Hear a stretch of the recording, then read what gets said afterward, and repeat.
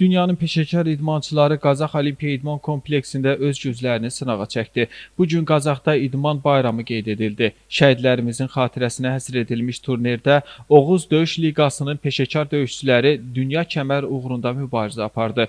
Döyüşdə 15 ölkədən 30 idmançı iştirak edib. Turnirdə yalnız 18 yaşdan yuxarı peşəkar idmançılar iştirak edib. Turnirin əsas təşkilatçısı Qarabağ müharibəsi veteranı, qarışıq idman növləri üzrə dünya çempionu, idman ustası Orxan Vəliyev bu cür turnirlərin keçirilməsinin əhəmiyyətindən danışaraq qeyd edib ki, əsas məqsəd şəhidlərimizi daim yad etmək, onları gənclərimizin qəlbində hər zaman yaşatmaq və həmçinin ölkəmizdən gənclərimizi pis vərdişlərdən uzaq edərək sağlam gənclərin yetişməsidir. İdman ustası həmçinin bu turnirin təşkil edilməsində onlara göstərdikləri dəstəyə görə Qazax Tovuz Gənclər və İdman İdarəsinə və Qazax Olimpiya İdman Kompleksinin rəhbərliyinə minnətdarlıq bildirib. Qazax rayonunda Oğuz Döyüş Liqasının, Peşəkar Liqasının turniridir.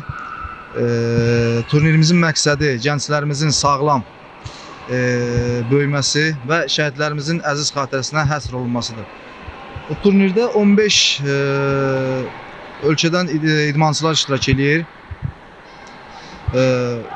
Türkiyə, Qırğızistan, Özbəkistan, Rusiya, Pakistan və s. döyüşçülər iştirak edir. 30 döyüşçü öz gücünü inşallah bu turnirdə yoxlayacaq. Döyüşdə inşallah çempion olan idmançılar həm peşəkar səviyyədə rekord verilir. Medaldır, diplomdur, kəmərdir, hər bir şeylə təltif olunur inşallah. Oğuz Fight Liqasının Gürcistan təmsilçisiyəm.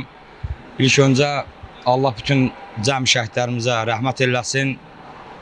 Bu turnirimiz şəhidlərin adına həsr eləmişik. İdman ilk növbədə sağlamlıqdır. İdman insana çox şeylər öyrədir. Bizim də istəyimiz odur ki, Azərbaycan dövlətində, Azərbaycan ölkəsində sağlam, gözəl ruhlu gənclər yetişsinlər yəni. Avrupa Dünya Şampiyonu. Buraya gelişim 3 defa oldu buraya geleli. Burada Azerbaycan kardeşlerimize bir dövüş yapacağız. Rakibim Gürcistanlı. Ona da buradan başarılar dilerim. Sonda qalib idmançılara liqanın rəhbərliyi tərəfindən fəxri fərman və dünya kəməri ilə mükafatlandırılıblar. Kamran Əskiparalı, Sənan İsmailov bu gün informasiya proqramı üçün.